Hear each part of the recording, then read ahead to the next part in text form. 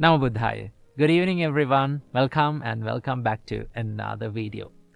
From today's video, let's discuss about how can we deal with anxiety and what to do when our mind becomes anxious, right? We all know that how it is painful when our mind becomes anxious and when we become afraid of the things that will happen in the future, or when the mind creates all these scenarios in our head about the things that will happen in the future, right? So how can we deal with this state of mind? There are a few things that we can do, right? But most of the time when we become anxious, what happens is we become panicked and we take decisions that may not be the correct decision to take. Okay, so today I'm going to be sharing with you few things and few advices that I have given and that helped me a lot personally to deal with this anxiety. So the first thing that you have to do is, first, you have to be aware of your mental state, right? If you're anxious, if you're afraid of something, the first thing is to be aware of it and to accept it, right? Most of the time, we pretend not to be anxious. We pretend not to be fearful about the future, and we try to reject that state of our mind. The more we reject, the more it persists in our mind. So that is why the first step is to acknowledge and accept your current state of your mind. If you're anxious, just say to yourself, okay, now my thoughts are in anxiety mode. Right? My thoughts are anxious. I am fearing about certain things. Acceptance will help you to catch the thought and to be more aware of it. And also, when you accept it, it creates less pain, right? Acceptance is the first step of healing. So the first step is to accept your current mental state. And the second step is, this is amazing. Once you understand the current state of your mind, what you have to do, the biggest advice that I have given about anxiety is do one thing at a time, right? Take one action at a time, right? We all know that when we have lot to do, right? When we have many jobs to do, what happens? We start thinking about everything. Right? We started loading these thoughts into our mind every time, and we try to do all at once. But in reality, we can't do all at once, right? One thing that we can do is we can take one job, one action at a time and do that, right? So how to do this? First of all, to clarify your thoughts and to be clear about what you have to do and what you can do and cannot do, first, sit down in a quiet place, take a piece of paper and write down all the things that you are fearing about, and write down all the things about the current situation that you are in. And also, most importantly, you have to write down the things that are in your control and things that are out of your control. When you clarify these things, you can take actions upon the things that are under your control. So one thing that you can do is sit down, write down all the thoughts, write down current situation of your life, and write down all the things that are under your control and not under your control, so that you're very clear about what to do and what not to do, right? So when you clarify that and take one action, just one action, and what you have to do, just execute that action, right? Don't try to do all the things. Just pick one action and do it at one. It's something like this, right? Something like you're grabbing a bunch of oranges, right? What will happen if you try to grab a bunch of oranges at once? You can't grab all of them, right?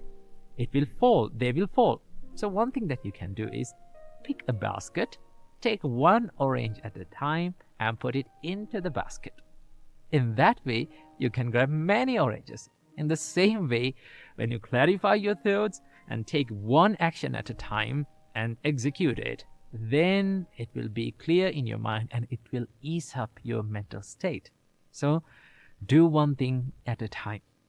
And the third step is to do it slowly and deliberately, right? Even when you become clarified about what to do, don't be anxious, don't be panicked. What do you have to do? Do it slowly, right? One thing that a lot of meditation masters teach is that when you're anxious, do something slowly, right? Slow down. When your body becomes slow down, your minds become slow down. That's the connection between the body and our mind. When our mind is slow, our body is slow. When our body is slow, our mind is slow. So do things, take that action and do it slowly and deliberately. Do it with proper consciousness, proper awareness, and proper mindfulness. That's so that you feel what you're doing. Then you understand what you're doing, right? So in that way, you can ease up this anxiety. And the last thing that you have to do is do it completely, right? Complete the action. When we are anxious about certain things, what we do, we don't complete that action, right? We just hang over that problem or that task, and we don't complete it, right?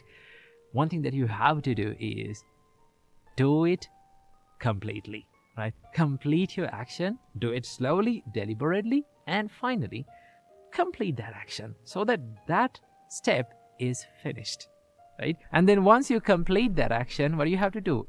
Take the next step and do it slowly, deliberately, and completely.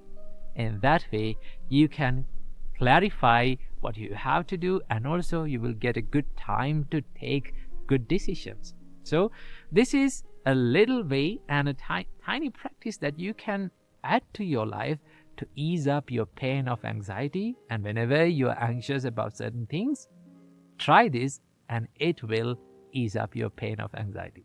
So keep this little advice in your mind and be happy. Namo Buddhaya. Namo Buddhaya. Good morning, everyone. Welcome and welcome back to another video. From today's video, let's discuss about the problem of feeling worthless, right? Sometimes no matter how good we are, sometimes how good other people to us are, we feel worthless about ourselves, right? We feel that we don't have any value, right? My life, there is no value in my life. Why am I living? Have you ever felt like this? Now, this has been a big problem for me before becoming a monk, right? Before becoming a monk, we have to undergo a training period of like 1.5 years, right? I will tell you about my story. So I was staying in this monastery, and I had to learn how to become a monk, and we were practicing and everything. But since even though everything is good, everything around me is good, right? Everyone around me is good. And also, even though I am doing good, that still I feel like, why am I living in this life, right? My life, there is no value in my life. Everything that I do, I fail. Sometimes I fail in my life. But when you fail like that, you think like, oh, I'm a failure, right? I don't have any value in my life. And that is not the reality, right? That when it comes to reality, that is not true. But still, mind is very good at distorting the reality and creating these scenarios in our mind to say to our life that you're worthless, right? You have no value. There is no value in your life, right? You're not good enough. So how can we deal with this? So I will tell you how I got the help from the spiritual companions and the monks and my teacher. So one time I was so upset of the things that I'm doing, and also everything that I have been doing went wrong, right? It wasn't successful. I was meditating, I was helping the monk, but sometimes I made mistakes, and I was worrying about these mistakes. No one complained about me. No one said nothing bad about me, but still my heart says to me that you're not good enough. You're a failure, right? So I was so upset. And now when you're in upset mindset, what is the first thing that comes out of you? It's your facial expressions, right? Someone can say your face is a reflection of your mind state. Okay, so I was upset, and one of the monks who was residing in that monastery noticed me that I'm upset. So he came up to me and said, like, tell me, what's bothering you? Is there anything that is bothering in your mind? You can say it to me. Let's discuss. So the first reaction, as usual, when someone asks from us, how are you, or is there any problem in you? What we say is say that, okay, I'm fine, right? There's no problem. But he understood my mental state and told me, tell me the truth. I'm here to help you. We can discuss so that we can sort out the problem. So I told this condition of my mind, mental state of my mind, that I am feeling worthless. I'm feeling that I'm a failure. And then he said, okay, you're feeling worthless. Let's say you're feeling worthless and you're feeling that you don't have any value in your life. But now I need you to check the reality. What are you doing right now? You're meditating, you're helping the monks, and you're doing all the chores, and you're still feeling worthless? Is that the reality? One thing that he said is, check the reality, right? Check what is real. Because mind is pretty good at creating all the worst case scenarios and all the pessimistic thoughts in our mind. Because it's a thought pattern, right?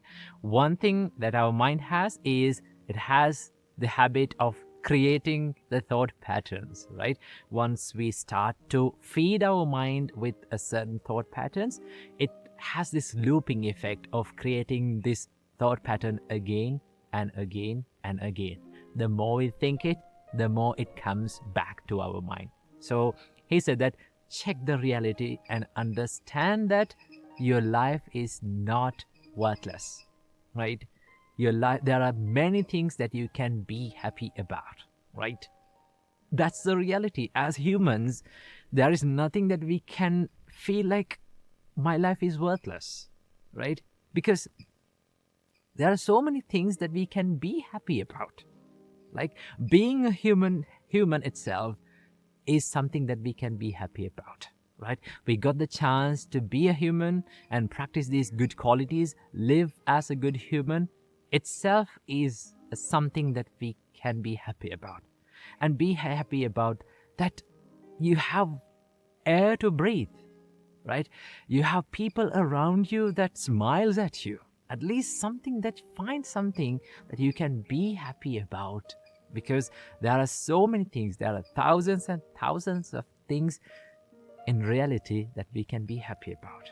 Okay, that is one thing that you have to do. Check the reality. Is it true that my mind saying that your life is worthless? But when you come to reality, you find that there are a lot of things that you can be happy about in our life. Okay, and there's another thing that you can do, and that is keep a gratitude journal, right? Write few things that you have to be like you can be happy about in your life, right? You can be happy about so many things if you think about it. So find something and write about it. And also another thing that you have to do whenever you get these kind of thought patterns is to try to give more, right? Try to help more to other people, right? Whenever you do that, you feel the value of the things that you do, right?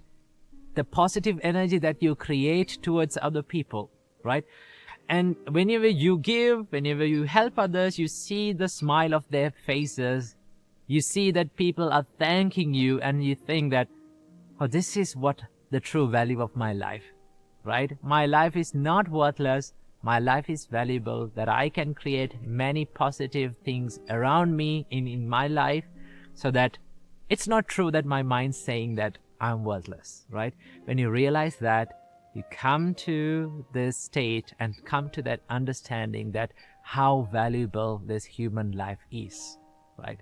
How many positive things that you can do in this life, right?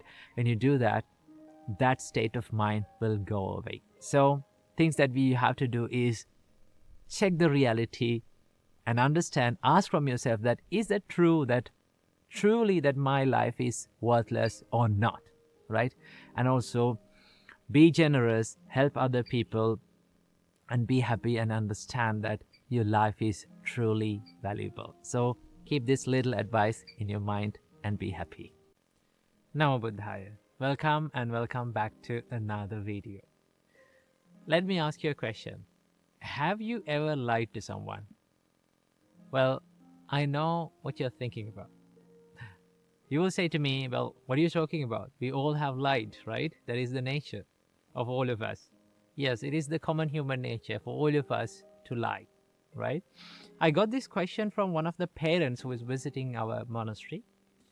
She asked from me, like, my daughter has this serious bad habit that she always lies to me, right? No matter what she does, she never tells the truth.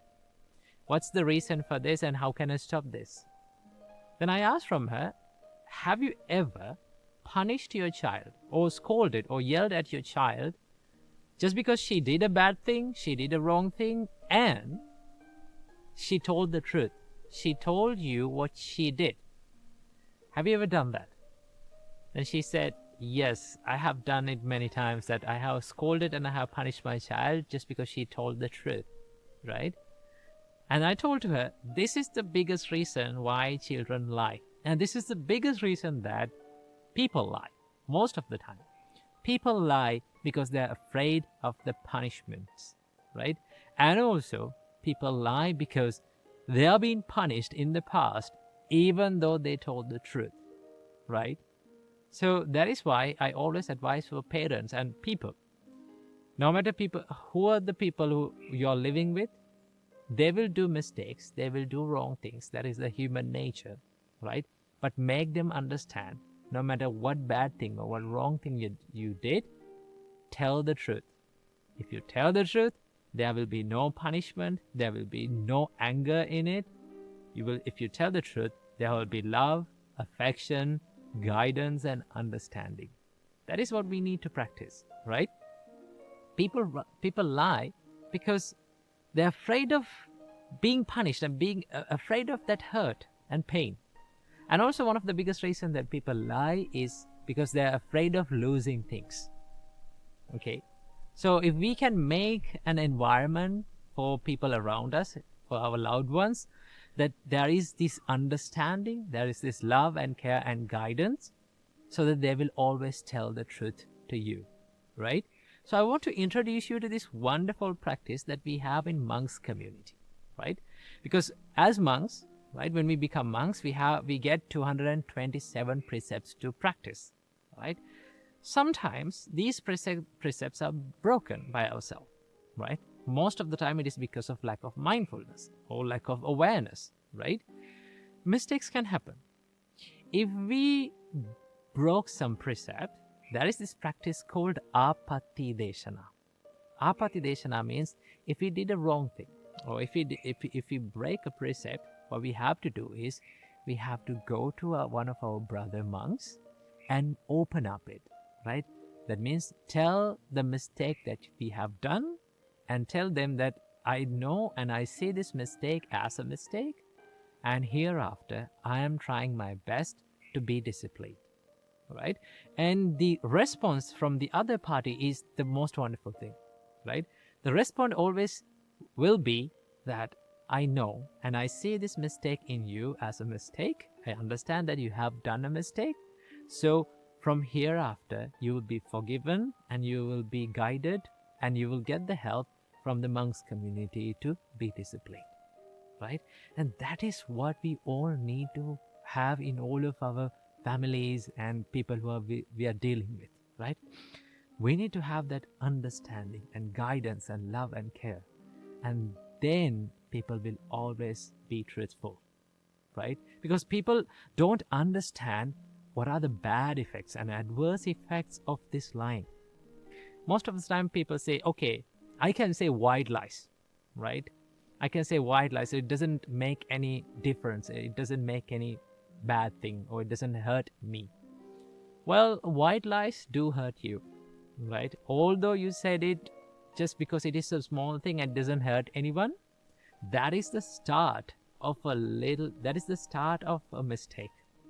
When you get comfortable with white lies, right, little by little you will get comfortable with big lies. So that is why we should not, that is why the Buddha said, when the Buddha defines that you should stay away from lying, When the Buddha said you should stay away from lying, Buddha never referred to any kind of colors of lie, or white lie, or red lie, or any kind of lie. Buddha said, be truthful, stay away from lying, right? So how can we understand this lying? The lying should be understood that the words that we speak with the intention of fooling someone, right? Putting him in a difficult situation and fooling someone, right?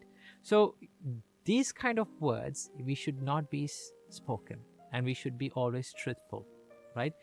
Being truthful in the beginning, it will a little bit hurt a little bit. It will be difficult a little bit. But being truthful has many benefits, right? So that is why we need to understand that lying is not good in any way, right? No matter it is a white lie or a red lie or any kind of lie, lie is harmful for all of us, right? If we can try to be truthful, if we can live our life in a truthful way, it will give you a huge satisfaction about your life. When you think about your life, how truthful you have lived, then it will give you a good sense of like happiness into your life. Okay, so if you can create an environment of understanding, love and care and guidance, so then the people around you will not lie to you. Okay, so tell to your children, no matter what you do, tell the truth. If you tell the truth, there will be no punishment, there will be no scolding, and only there will be love, care, and guidance. So keep this little advice in your mind and be happy.